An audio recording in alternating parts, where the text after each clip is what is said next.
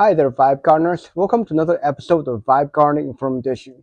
This time, we're going to talk a little bit about how I'm going to start my season with how I replant my garden for 2026 and how I have developed a schedule for starting seeds for 2026. With that said, let's go. Okay, everyone. So what's been going on is that I've had two episodes already where I talked about how to plan your garden for first time, get it right, or maybe how to restructure your garden. And then I also talked about how to plan your season based on seed physiology and how to time it based on seed packaging. So this episode, what I'm going to do is I'm going to show you in this season 2026 how I'm going to use those two information apply to this season and how I'm going to plan my garden restructuring based on what I talked about, and also go over seed starting and what I'm going to do with my schedule based on what the package label has told me about these seeds. So, with that said, here we go.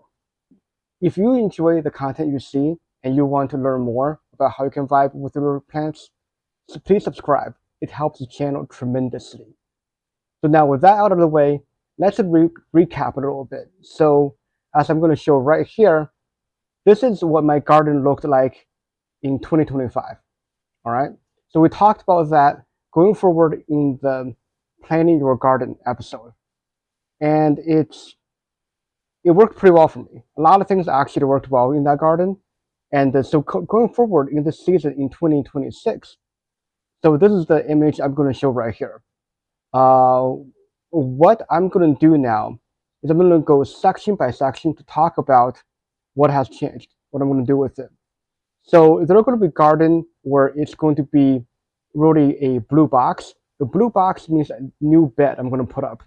So as you can see from this, there really are only two real new raised bed, and I'm going to put up 3 container for sure that I'm going to be making.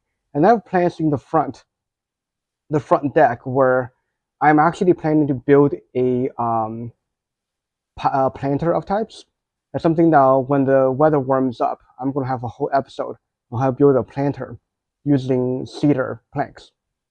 So so let's dive in and look at what's been going on here. So the first thing I'm going to talk a little bit about, if you guys remember from my previous episodes, I had a whole episode on how I set up a chaos garden in the front yard, where I put up a bunch of random local plants and their seeds in my extension lawn, which is that strip of lawn between the sidewalk and the street that is co-owned by the city and myself, and where I own and the city manages uh, part of it depending on what they need.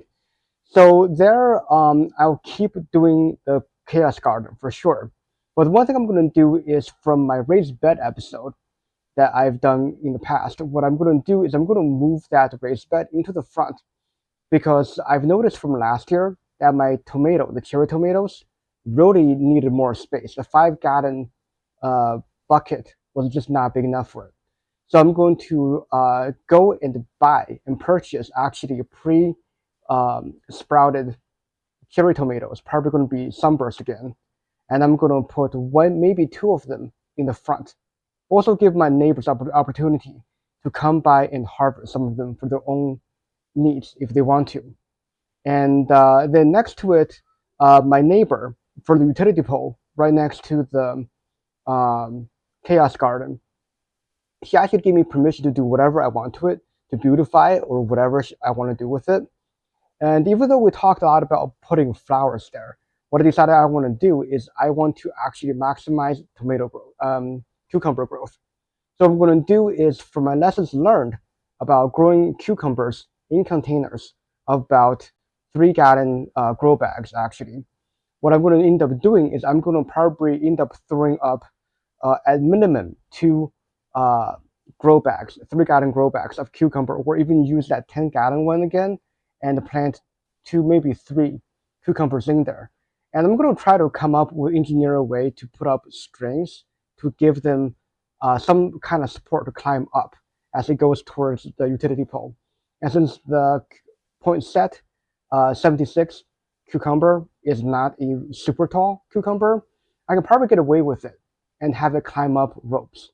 And at the end, it may even just sprawl all over the utility pole. Who knows, right? But overall, I think it's going to give it a chance to climb up there and get maximum yield. Now, given that it's going to get a 3 month span, I might be able to successfully plant all around utility pole and share the yield with my neighbor. All right, so the next section we're going to talk about is going to be the front yard. The two gardens there. As you can see, last year I did most of the flowers there, and I also put up the tomato near it and a lot of other container plants around. So this year I think I'm going to simplify. One of the themes I want to stick to is I want to put similar plants near each other so that they're going to have a very similar watering schedule. And that way what's end up happening is I'm going to reduce the risk of root rot. And that is going to be my plan of trying to really keep it at a minimum. So what I'm going to do is instead of putting the cherry tomato near it or trying to put other kind of produce all over these flower gardens, I'm going to keep it just flowers and leave it to hand watering to basically whatever needs they have based on either the climate or the other pest pressures it's been getting. So that's the main thing I'm going to do. But the interesting thing I'm going to add this year is, like I said, is I'm going to try to build a planter in the front, a rectangular one using the cedar wood that I've been talking about. What I'm going to try to do is I'm going to use it primarily for my New Mexican hatch peppers that I have. I planted last year. Thank you, Sarah, for your wonderful seeds. And I'm going to plant with the new seeds coming up this year and make sure that they have a very nice, a more decorative look to it. And I'm also going to try to, yes, I'm going to put up marigolds again, but this time I'm going to try to make it more pretty by having it in pots as opposed to buckets, those 5-gallon buckets. And absolutely this year, the main thing I'm going to do is not use those 3-gallon grow bags again. Because as we proved last year, 3-gallon just isn't enough. Yes, the marigold will be able to grow up and they'll be able to just be healthy. But the problem is that they're going to flop over. It's going to be an aesthetic mess. Yeah, the bumblebees don't mind, but aesthetically, it just doesn't look that great. So I'm going to stick to 5-gallon buckets, but in the front though, it's a front yard. I want to look at least a little bit presentable. So I'm going to probably try to put it into more decorative pots for that purpose. All right, so the final section we're going to talk about is going to be the backyard that I'm going to be working on. So I'm keeping things simple right now because I don't want to overplan in the beginning. I want to have a base here. So the only real thing here is I'm going to add one more raised bed for squash in particular on the outside perimeter. And the reason for that is the watering need of squash is significantly different from everything else. Whereas last year I discovered that watering on the same schedule as a lot of my other plants created root rot and eventually killed my summer squash and my acorn squash. So this year I'm going to be dedicating a squash raised bed at the very perimeter of the outer side of my backyard garden. And it's going to stick out a little bit. It's not going to be geometrically perfect looking, but I'll absolutely live with it, no problem. And the other thing too is at the end of the season, if you guys followed along with the season last year, I did a cucumber moonshot experiment. So what I'm going to do is I'm going to continue growing cucumbers at that same location because it's proven to be a complete win in taking advantage of the microclimate happening there. Again, paired with the utility pole in the front garden extension lawn, it's going to be following a succession planting technique where I'm going to go up every 3 weeks. I'm going to plant a new cucumber. So at that point, I'm really going to just really use it to the utility pole as kind of like a circling technique. And whatever I have room for in the back, I'll be doing more cucumber in that little moonshot experiment location to try to get room for that. And I don't know if it's going to work out. I mean, we'll see. It's already at potentially 4 or 5 rounds of cucumbers already. I have no idea if I'll need more as the season is coming to a conclusion. So we'll find out as time goes on. And also I'm going to try to do a little bit of crop rotation because remember last year, I had the tomatoes share a the in-ground bed right next to the house with peppers. What I really want to do is I want to put the bell peppers in its own garden next to the garlic, the oval looking shaped raised bed that has garlic on both ends of it. In the middle, it used to be the ground for celery and green beans last year.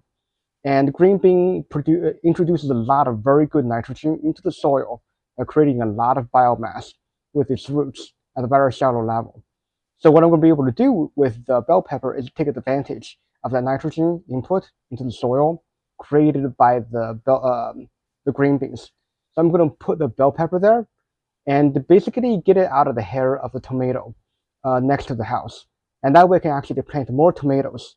And I'm going to give them more breathing room this time because it became kind of hard to work with.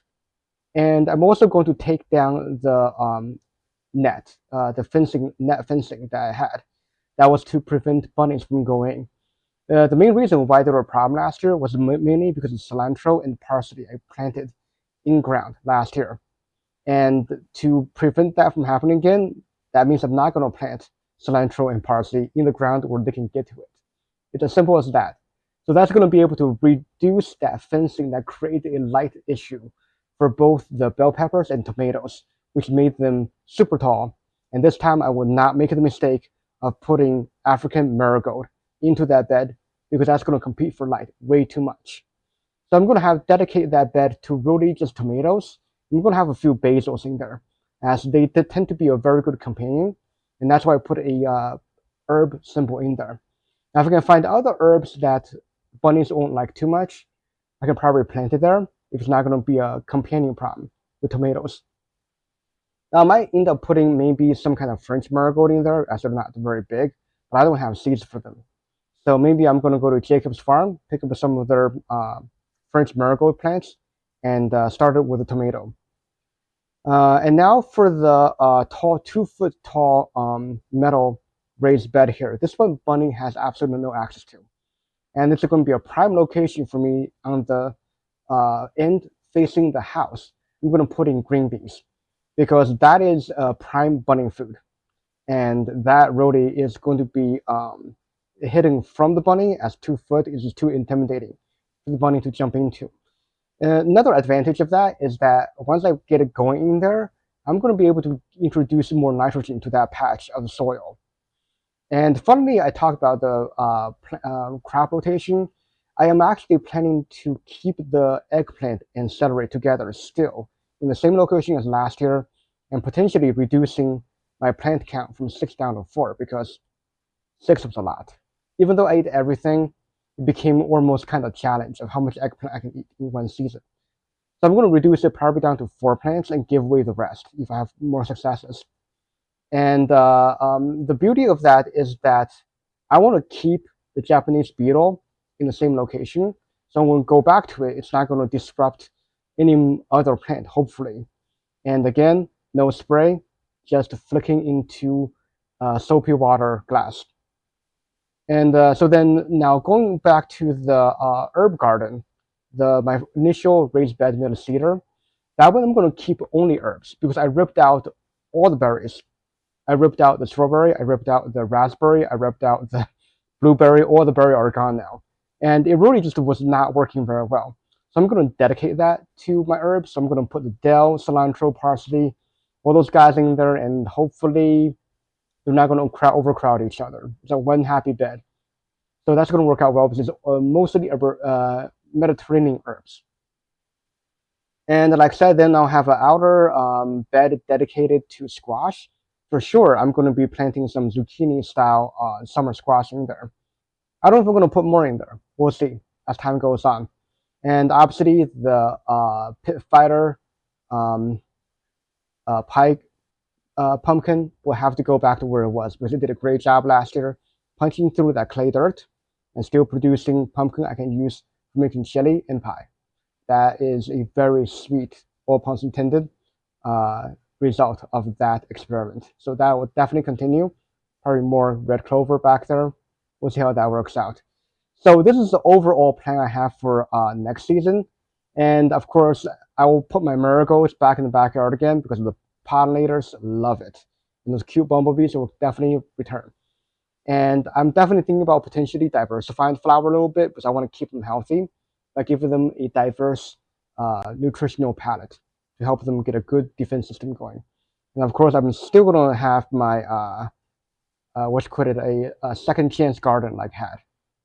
So that's what I'll be planning to do my garden this coming season, and I hope that gave you kind of a practical example of how garden planning works coming up in 2026. Okay, so the final thing we're going to talk about a little bit is about what I'm going to plant this coming season. So what I'm going to do is I'm going to basically share with you this spreadsheet that I have screenshot below, and I'm going to actually link in the description with a read-only access, like I've done with my hydroponics grow log. And this shows you exactly the 14 different crops I'm going to attempt to start indoors myself, or actually I'm going to try to plant this year, as I mentioned. Now, granted, about 3 of them are going to be direct sow into the ground when time comes. And let me explain a little bit of how this spreadsheet works. So how this works is that first column I have here is the plant itself. I'm going to give you the species and then the variant of it. And here, the important key is I'm going to show here also the information from the botanical interest packet for each plant I discovered. And so if it's not with the botanical interest, I kind of found the closest variant of the species if possible. And if not, I will find the real thing here, or find other material to get myself the approximate timing that I need to get things going. So of course I have myself the weeks before frost that these plants needs to be able to come out. Now a lot of them need to come out after the frost has actually started. The last frost has ended, but then some of them can actually tolerate earlier in colder temperatures. So if you see a negative number in here, like the celery, that negative number means that you can actually plant this outdoors before the last frost date. They have the germination rate, or the days to emerge. They have days to maturity, which as we talked about with the planning your season, the scheduling your season episode with seed starting. The days to maturity is quite a heavy topic that you can refer to in that episode. And then the interesting thing is I have so the aggressive start date is a formula-based column here, where I take the last frost date, see if I want to direct sow or if I want to start indoors. And then I aggressively take that last frost date, and then I would subtract the weeks before frost, and then I would then end up or adding that, and I'll end up subtracting the days to emerge, or the germination days, and then the days to maturity. And what that does is that it basically gives me this date, a very aggressive date, as the column indicates. If I were to bring this plant out into the yard at the right temperature and have it be ready to be harvestable right away, yes, it's very aggressive. That is the date that I need to follow. And as you can see with some of those dates, it is absolutely ridiculous. Like the celery here. The celery has me starting 2nd of January. Yeah, no, we're not doing that because it's already, February, the middle of February right now. I'm way past that point, and that's just, it's also unreasonable. That's just, I don't have the time, I don't have the resource to be able to do that. So we're not doing that. So then finally, what happened here is that the next column here is the actual indoor start date. And based on the comments I've put on the final column here in this whole spreadsheet, I've made a bunch of from experience or logical thought process I put in here, where I would take that number from an aggressive date, do a calculation of whether I want to do it or not, and then if I'm going to follow it, I'm also going to end up looking at what is a logical Saturday I can do this. Because let's be honest here, I have a regular 40-hour week job. full-time job I'm working. I can't be doing this in the middle of the week. I just don't have time. Or I mean, I do, but it's like I don't. It's just not really conducive for everyday life. So I want to be able to do this on a Saturday. And what I try to do too is I'm trying to bundle as many of those seeds started together as possible to make it a very good timing here. So for example, February, I only have one. That's kind of like middle to the end of February, at February 21st. I have March 7th, beginning of March, March 21st, which is the end of March, beginning of April, and then middle of April. Those are the different dates I'm going to be seed starting.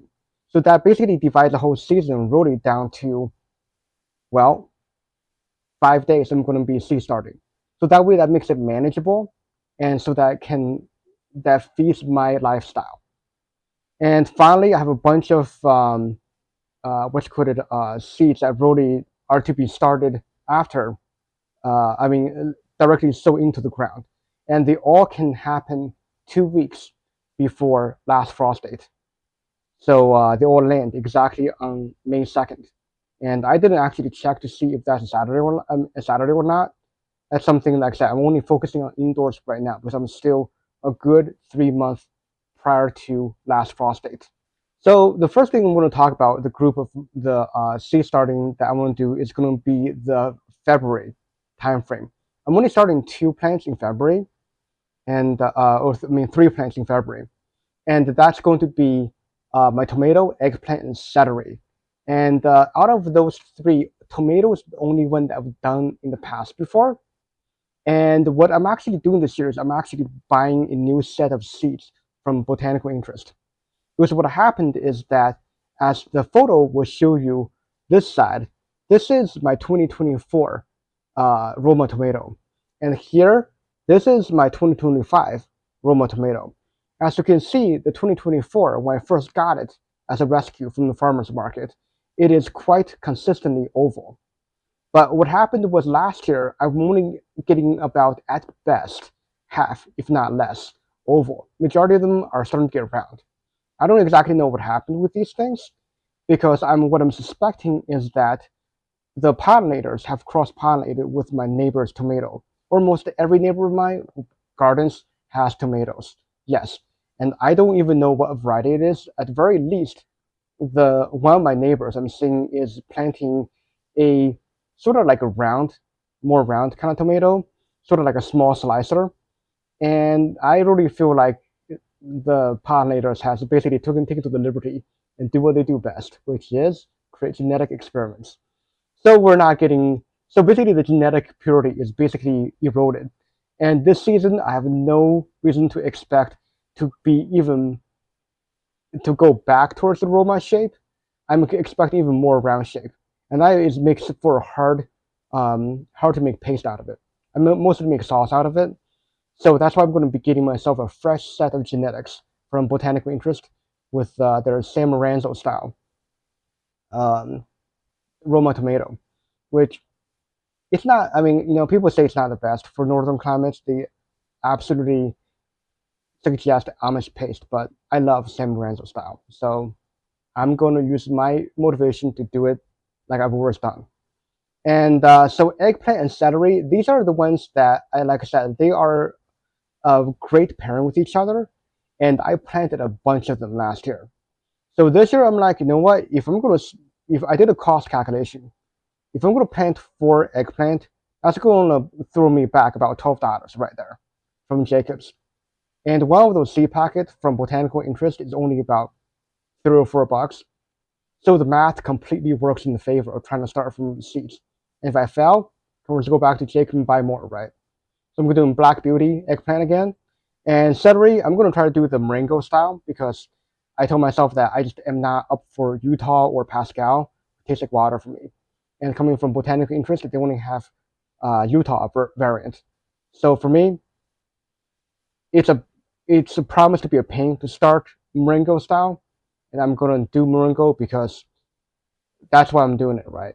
And if I fail, I can always just buy it from Jacobs, right? So that's what I'm gonna be doing this coming month, later in February. So starting in early March, I really only plan to start one crop, which is going to be bell pepper, California Wonder. And this is something that I've had experience before. It's a bit of a pain to germinate. And if I use heat mat, I can stick to that March timeframe. As a matter of fact, if I fall behind, I can still use the heat mat and be able to catch up. But in the reality here is that if I do start in February with the rest of the 3 plants I'm going to be starting in February, I can actually go without using heat mat and try to get away with it. But honestly, like, it's just easier. And I'm also trying a few new tricks with vermiculite this year. So I'm going to be doing the California Wonder in early March. And then later in March, I'm going to be taking a stab at to try to get my bush bean, the Blue Lake, to get it to germinate from the seed saved from last season. Hopefully, the frost and freeze that happened to it is not going to kill the seed. So I'm going to try to plant them and start them, even though it is highly recommended against. We did buy it actually from containers from Jacob's Farm. So I know it is possible and it'll do just okay. So I'm going to try to replicate what Jacobs did in their greenhouse and try to start it myself in my basement. And I do have plenty of space to be able to keep it going if I need to. And now with the Italian parsley that I planted, last year I made a big mistake. I brought the plant out too early for hardening, and I created what's called a false winter. Because parsley is a biennial, which means it has 2-year lifespan before it bolts or blossoms and just dies. And last year, I faked it into its second season by starting indoors in relatively average temperature, and then I hardened it outside 2 weeks before last frost. And it thought it was winter and died. So I shouldn't have any parsley out there anymore, but I got a tons of seed from last year. So what I'm going to do is I'm going to start it early. But then I'm definitely not taking it out until at least after last frost date, if not 2 weeks after, to make sure that it's not going to be tricked into thinking it's second season already. So the next final month of seed starting is going to be April. It's going to be the home stretch of starting seeds. And last year, this is when, at the beginning of April, was when I started to germinate my hatch peppers I got from Sarah. And even though we don't quite know exactly what variant is, though there is a rumor that it's a Navajo variant, but it is very similar to the New Mexico hatch pepper. I think it's known as Big Jim or something like that. So I took the information from that and gathered a bunch of facts, and it recommend beginning of March. But that's not what I did last year. And I believe also with using heat mat, I can basically be able to start in the beginning of April and be totally fine. And as a matter of fact, that's what I actually did last year, and there really wasn't any very much regret in getting that stuff done. So again, I'm going to be trying that new vermiculite heat mat technique I saw online, and I'm going to share it with you guys when I get it there. And so the final half on the which is kind of like middle of April, this is the last fireworks shebang here, where I attempt a lot of things that are essentially recommended against for starting indoors. So for this year, I'm going to try to do zucchini myself, or known as the Black Beauty summer squash.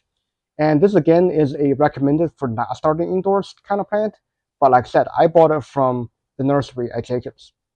So I know for a fact that this stuff can work. So what I'm going to do is I'm going to buy these seeds. I'm going to try to start them indoors. And if it fails, well, I can always just put it into the soil and direct sow, right? Or always my backup, just go to Jacob and give it to his guy. And there is going to be no guess game. I know exactly what it is.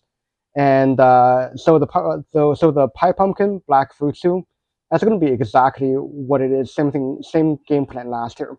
Where in the middle of April, I started to germinate it.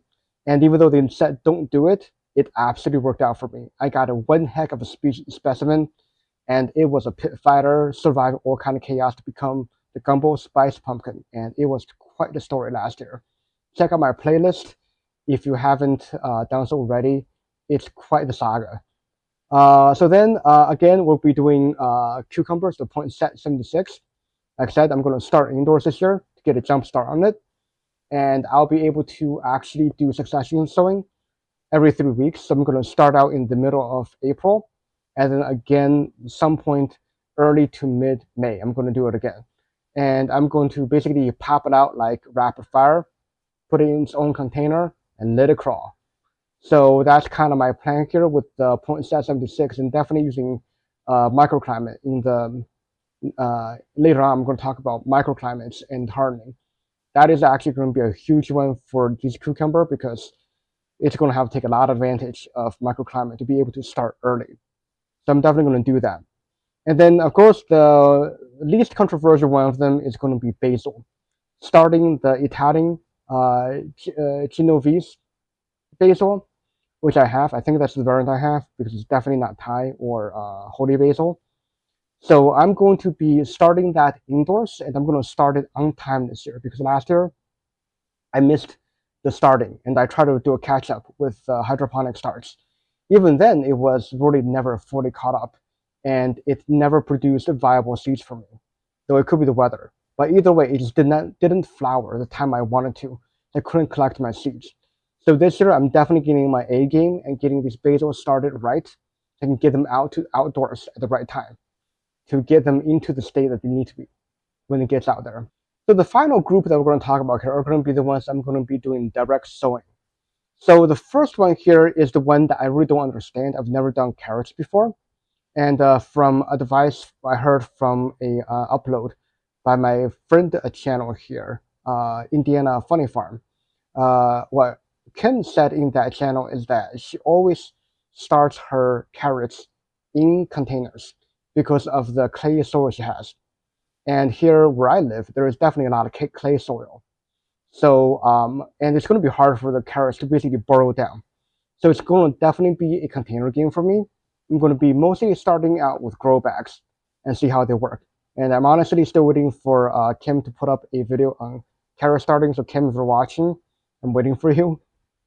Okay, no pressure here. I can probably get my facts somewhere else. But I have the information from Botanical Interest on the seed package. I can follow that to do it, and so it'll be just fine. So the next two are the ones that I've done before and have very good reason to start them direct sow. One of them is going to be cilantro. Cilantro is one of those that is essentially it's I want to prevent early bolting. By doing that, I want to get it out to its natural environment, carry it through summer because it bolted very early last year. I think it was June or earlier. It started bolting. I barely had any time to really harvest it, or heck, fight those bunnies from getting the cilantros before it started flowering. And it was basically game over so quickly that it just didn't. It was no fun. So I'm going to start cilantro in ground this year, 2 weeks before last frost date, which is going to be early May. And dill, that is one that I learned the hard way. Unless you can have a gentle fan at first, consistently, I mean non-stop fan, you really should not be starting dill indoors because dill absolutely needs the wind.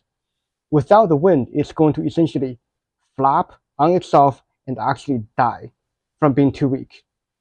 So if you don't start this outdoors and you don't have any kind of gentle wind to give it a nice start, to get a strong backbone, this thing will literally kill itself.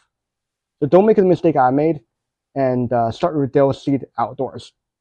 And again, bunnies love them, so keep them out of reach of the bunnies. So this year I'm going to put it in the herb garden again. So I got some fairy fence, as Bernard calls it, blocking the bunnies. That worked last year.